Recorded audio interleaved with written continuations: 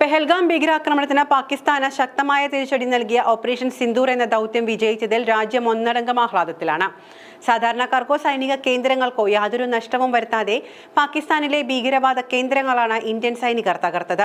ശത്രുവിനോട് പോലും മാന്യമായി പെരുമാറണമെന്ന ഇന്ത്യൻ സംസ്കാരം 54 വർഷം മുൻപ് നമ്മുടെ സേന പ്രകടിപ്പിച്ചത് എങ്ങനെയെന്ന് ലോകം കണ്ടറിഞ്ഞതാണ്. 54 വർഷം മുൻപ്, കൃത്യമായി പറഞ്ഞാൽ 1971 ഡിസംബർ 3. 1971 ഡിസംബർ 3 മുതൽ ഡിസംബർ 16 വരെ നടന്ന ഇന്ത്യ പാക് യുദ്ധമാണ് ബംഗ്ലാദേശ് എന്ന രാഷ്ട്രത്തിന്റെ രൂപീകരണത്തിലേക്ക് നയിച്ചത്. ഇന്ദിരാഗാന്ധി പ്രധാനമന്ത്രിയായിരുന്ന കാലത്താണ് 1971 ഇന്ത്യ പാക് യുദ്ധം നടക്കുന്നത്.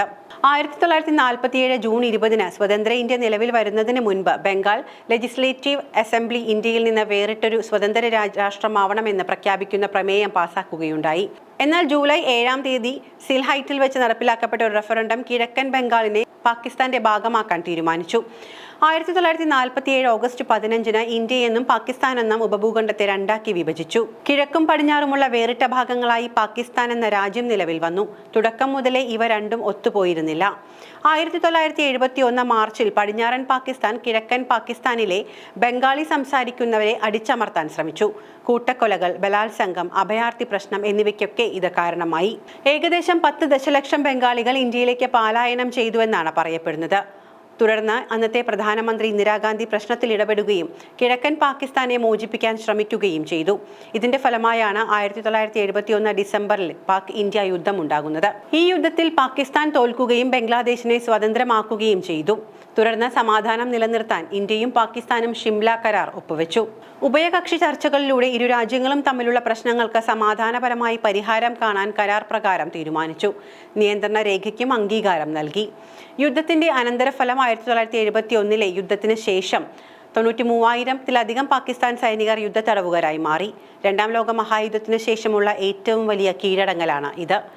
യുദ്ധത്തിന്റെ 13-ാം ദിവസം, അതായത് ഡിസംബർ 16 പാകിസ്ഥാൻ ആർമിയുടെ തലവനായ ജനറൽ അമീർ അബ്ദുള്ള നിയാസിക്ക് അദ്ദേഹത്തിന്റെ പരിചയക്കാരനായ ഒരു ഇന്ത്യൻ കമാൻഡർ ഒരു കുറിപ്പ് കൊടുത്തയച്ചു. കുറിപ്പ് ഇങ്ങനെയായിരുന്നു: പ്രിയമുള്ള അബ്ദുള്ള, ഞാനിവിടെയുണ്ട്. കളി അവസാനിച്ചു. നിങ്ങൾ കീഴടങ്ങുന്നതാണ് നല്ലത്. ഞാൻ നിങ്ങളെ സുരക്ഷിതമായി കാത്തുകൊള്ളാമെന്നാണ് കുറിപ്പിൽ എഴുതിയിരിക്കുന്നത്. നിയാസിയുടെയും അയാളുടെ സൈന്യത്തിന്റെയും കീഴടങ്ങൽ ഉറപ്പാക്കുന്നതിനായി ഇന്ത്യൻ ആർമിയിലെ തലവനായിരുന്ന ജനറൽ സാം മനേക്ഷാ തന്റെ സേനയിലെ കിഴക്കൻ കമാൻഡ് ചീഫായിരുന്ന ജനറൽ JRF ജേക്കബിനെ കീഴടങ്ങൽ നടപടികൾ നടപ്പിലാക്കാൻ ധാക്കയിലേക്ക് ഹെലികോപ്റ്ററിൽ പറഞ്ഞയച്ചു. ധാക്കയിലെത്തിയ ജനറൽ ജേക്കബ് പാകിസ്ഥാൻ ആർമി ചീഫായ നിയാസിനെ ഫോണിൽ വിളിച്ച് കീഴടങ്ങാൻ ആവശ്യപ്പെട്ടു. ഞങ്ങൾ കീഴടങ്ങുമെന്ന് ആരാണ് പറഞ്ഞത്? ഞാൻ ധാക്കയിലെത്തിയത് വെടിനിർത്തൽ കരാറിൽ ഒപ്പിടാനാണ് എന്നായിരുന്നു നിയാസിന്റെ മറുപടി. അവസാന നിമിഷത്തിലും കള്ളക്കളി കളിക്കാൻ ഒരുങ്ങിയ നിയാസിനോട് ജനറൽ ജേക്കബ് അല്പം ശബ്ദമുയർത്തി ഭീഷണിയുടെ സ്വരത്തിൽ പറഞ്ഞു: നിങ്ങൾ കീഴടങ്ങിയേ പറ്റൂ. നിങ്ങളുടെയും കുടുംബത്തിന്റെയും സുരക്ഷയും ഭദ്രതയും ഞാൻ ഉറപ്പാക്കാം. നിങ്ങൾ കീഴടങ്ങുന്നില്ല എങ്കിൽ ഞാൻ കൈകഴുകി മാറും. ഭവിഷ്യത്തുകൾ അനുഭവിക്കുക തന്നെ. ഞാൻ നിങ്ങൾക്ക് അരമണിക്കൂർ സമയം തരാം. അതിനുള്ളിൽ കീഴടങ്ങാൻ ഒരുങ്ങുക. അതല്ലെങ്കിൽ ധാക്കയിൽ ബോംബിട്ട് നിങ്ങളുടെ സൈന്യത്തെ തകർത്ത് ഇല്ലാതാക്കും. ഇത് പറഞ്ഞ ജനറൽ ജേക്കബ് ഫോൺ കട്ട് ചെയ്തു. ഇന്ത്യൻ സൈന്യത്തിന്റെ ഭീഷണി ഏറ്റു. ജനറൽ നിയാസ് കീഴടങ്ങാൻ ഒരുക്കമാണ് എന്നറിയിച്ചു. ഇന്ത്യൻ ഈസ്റ്റേൺ കമാൻഡിന്റെ commanding officer lieutenant general Jagdeep Singh Arora കീഴടങ്ങൽ നടപടികളുടെ ഒരുക്കം പൂർത്തിയാക്കി. പാകിസ്ഥാൻ ആർമിയുടെ തലവനായ ജനറൽ നിയാസി ധാക്ക റേസ് കോഴ്സിൽ വെച്ച് ലഫ്റ്റനന്റ് ജനറൽ അറോറയുടെ മുൻപിൽ നിറക്കണ്ണുകളോടെ കീഴടങ്ങാനെത്തി.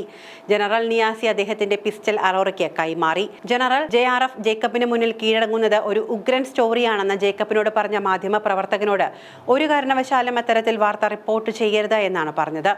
ശത്രുരാജ്യത്തെ സൈനികന്റെ ആത്മവിശ്വാസവും ആത്മവീര്യവും തകർക്കുന്നതൊന്നും ചെയ്യരുത് എന്ന ഇന്ത്യൻ സേനയുടെ നിലപാടാണ് ഇവിടെ കണ്ടതെന്നാണ് അന്ന് അദ്ദേഹം എഴുതിയിരുന്നത്.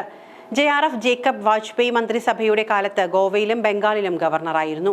ശേഷം കിഴക്കൻ പാകിസ്ഥാൻ സ്വതന്ത്രമാക്കപ്പെടുകയും ബംഗ്ലാദേശ് എന്ന നാമകരണം ചെയ്യപ്പെടുകയും ചെയ്തു. യുദ്ധത്തിൽ 3,900 ഇന്ത്യൻ സൈനികർ കൊല്ലപ്പെടുകയും 9,850 പേർക്ക് പരിക്കേൽക്കുകയും ചെയ്തുവെന്നാണ് റിപ്പോർട്ട്. പാകിസ്ഥാന്റെ ഭാഗത്ത് 8,000 സൈനികർ കൊല്ലപ്പെടുകയും 25,000 പേർക്ക് പരിക്കേൽക്കുകയും ചെയ്തു. ബംഗ്ലാദേശിലെ മരണസംഖ്യ 3 ലക്ഷം മുതൽ 3 ദശലക്ഷം വരെയായിരുന്നു. ദശലക്ഷക്കണക്കിന് ആളുകൾ പലായനം ചെയ്തു. അതോടെ ഇന്ത്യ ഒരു വൻ ശക്തിയായി ഉയർന്നു വന്നു. 1972 ഇരു രാജ്യങ്ങളും ഷിംല കരാർ ഒപ്പുവെച്ചു. ഷിംല കരാറിന് ശേഷം അഭയാർത്ഥികളെയും യുദ്ധ തടവുകാരെയും ഇന്ത്യ തിരിച്ചയച്ചു.